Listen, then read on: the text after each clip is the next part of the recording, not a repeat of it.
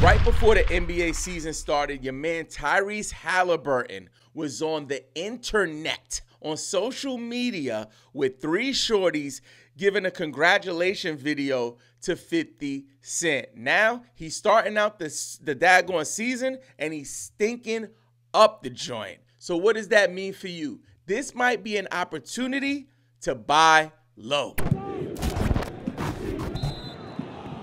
We believe every NBA fan that plays fantasy football should also play fantasy basketball. So you saw the post too. You saw Tyrese like flossing that he was with three girls at the same time. He's like, yo man, I want to give a shout out to 50 Cent. Hey girls, you want to just wave at 50 Cent? Yeah. And then what happened? Huh? You go to the garden and you stink it up? So what are people doing? Panicking. We're in week 2 of the fantasy basketball season, and there's fantasy managers who are actually panicking. So let's jump right in. Why you need to buy low on Tyrese Haliburton. So Tyrese Haliburton is a first-round guy. For points leagues, for category leagues, some would argue that for points leagues, maybe he shouldn't be in the first round. Maybe he's like a middle of the second guy. I firmly believe that he should be a first round guy in points leagues. But he's having a very, very bumpy start to this new season. And this is your opportunity. And this is what I say all the time, guys. When you have a league, a team manager in your league who is suffering, who's miserable because of something like this, this is your opportunity to take advantage of it. You just got to be straight up with yourself. Like, if it's your friend, who gives a shish kebab? Like, I don't give a shih tzu puppy. You could be my grandma. Like, I'm trying to buy low on Tyrese Haliburton. So how do you do that? You can just send offers if you want to. But I don't think that works as well as what I like to do. What I like to do is create narratives. I like to, in our group chat, talk about how bad Tyrese is stinking up the joint. Maybe create a meme with him doing the 50 Cent shout out with the three girls. Create some laughs. Make it very clear that you don't want Tyrese Haliburton. Make it very clear that no one should be interested in Tyrese Haliburton. And then you shift. You say, you know what? Come to think of it, I'll take him, but I'll only take him for this. And then you send those offers. Now, you don't want to lowball players in your league. You want to make sure that it is a reasonable deal. But at this point, you could probably get Tyrese Haliburton for a mid-rounder and a late-rounder in a 2-for-1 easy. Very easy. So I'm trying to trade for Tyrese Haliburton any and everywhere that I can. The next player that I'm trying to buy low on is Jalen Johnson. Jalen Johnson was one of the fantasy basketball darlings of the offseason. And so far, he's having a relatively slow start to the season. So you need to take advantage of that. If you have a league mate who drafted him when you were like, why you drafted him in the 3rd or 4th round? That's a little crazy. Nah, I know he's going to be good, right? I'm one of the people, I'll raise my hand. I was super high on Jalen Johnson and still am. I think he's going to bounce back. But if I have a guy in my league who has him on their team and they're panicking, this can be an opportunity for you. So make sure you take a look at the league manager who or the team manager who has Jalen Johnson on their squad and see if you can take advantage of that and buy low. The next player we want to talk about is Nick Claxton, having a pretty rough start to the season. Definitely a double-double machine, but hasn't really gotten into the right gear to start the season yet. So if you have someone in your league who's panicking, again, week 1, week 2, week 3 even, the early season, people make terrible mistakes and they make terrible deals, and you want to make sure that you don't make those mistakes, but you can maybe force those mistakes. You want to be the person who benefits from someone panicking. You don't want to be the player that's panicking. So if you have Nick Claxton on your team, or Haliburton or Johnson, make sure you guys don't panic and don't try to sell them off. But if in fact you have another guy in your league, another person in your league who has those players on their team, I would definitely try to start creating the narrative that would lead to the trade. The next buy low is OG Anunoby, having a pretty slow start from where people drafted him. I think he's going to be way better. So if you can send an offer to get him now while his value is really at a low, I wouldn't say all-time low, but definitely in this early state of the season, like a pretty low early season value. You want to see if you can bring OG Anunoby back to the team. And then I have a couple of injury buy lows. Emmanuel Quickly, DeJounte Murray. These are folks that you want to send some offers. This is the best time to make an offer. A buy low offer is when a player is injured. But you need to make sure you have an injured reserve spot available to make that happen.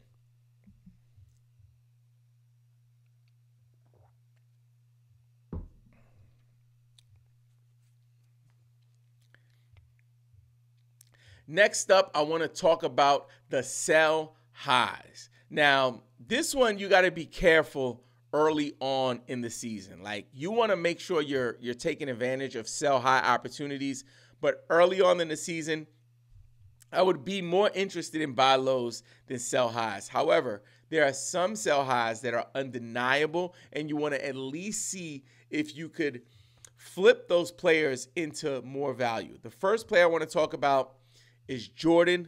Leave the kids at the pool with the baddies. Jordan Poole. Whew. He is coming out smoking. He is really, really cooking with hot bacon grease. Your man is on fire. So what do? You monitor, and honestly, you can think about it two ways. You can think about it where I drafted Jordan Poole, I'm not sure if I could get that value back if I moved him.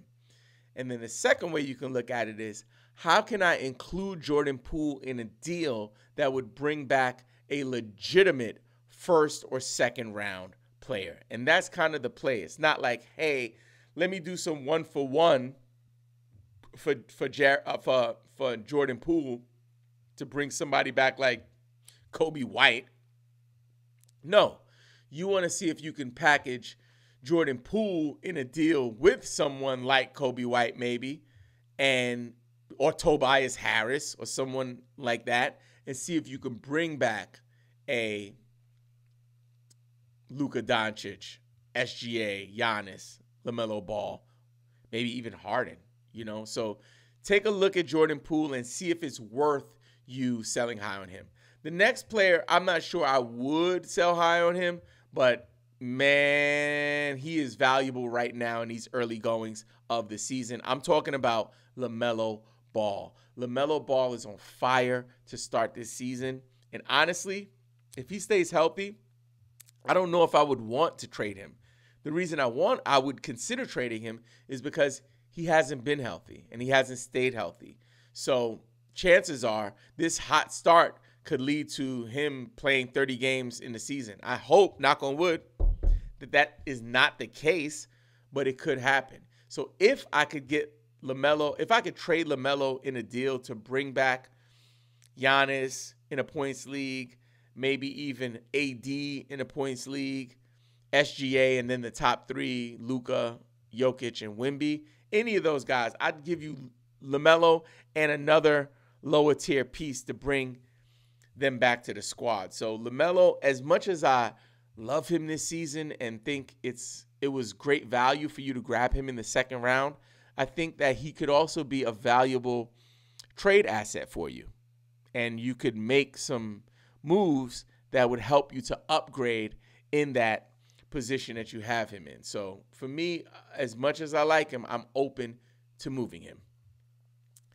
The next players we want to talk about are from the New Orleans Pelicans. We'll package them into the same segment. We're talking about Brandon Ingram and CJ McCollum. They are both killing it to start the season. DeJounte Murray is out, and these guys have been reaping the rewards and the benefits and just kind of going all the way off.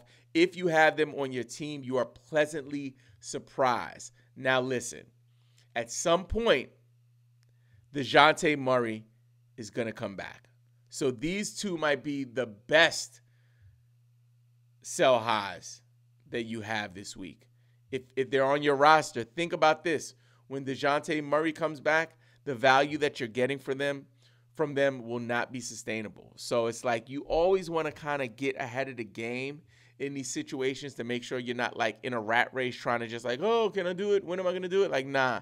You want to be thinking ahead. And these guys are both going to lose some value when DeJounte returns. So see if you can make the move now so that way you can take advantage of it. The next guy I would be open to selling high on is Buddy Hield. Buddy Hield is coming out scorched earth hot. Like he is burning holes in nets. Like he is really, really trying to be the new Splash Brother. Excuse me. Whew.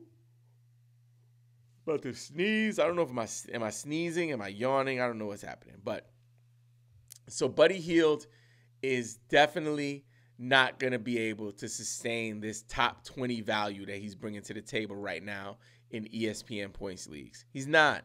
But he's still valuable. And I think that it's someone that you can think about holding on to, but you want to weigh out your options. When you have a player that you drafted late that performs this well, this early, it always screams to me, consider a sell high.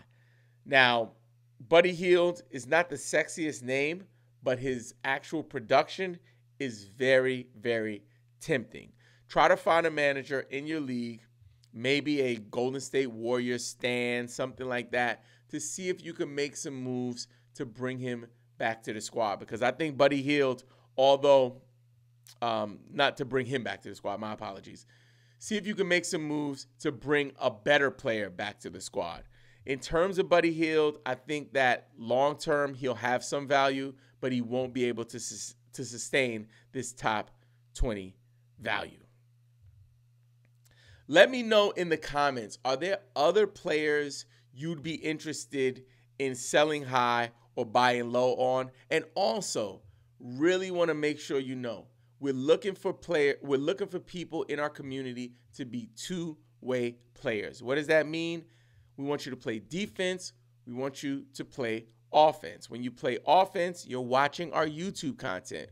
When you're playing defense, you are listening to our audio podcast. We need more of our YouTube viewers to just check out our podcast because we don't see the numbers over there that we want right now, and we want you guys to support us by just checking it out. And if you can make it a part of your daily routine, it would mean a lot to us to just listen to the podcast on your way to work, if you're in the gym, if you're washing the dishes, any downtime that you have. We'd love for you to consider trying out our audio podcast. We still want you to check out the YouTube videos, so don't stop doing one and do the other. We want you to be two-way players at the core of it. So we want you to play offense and we want you to play defense.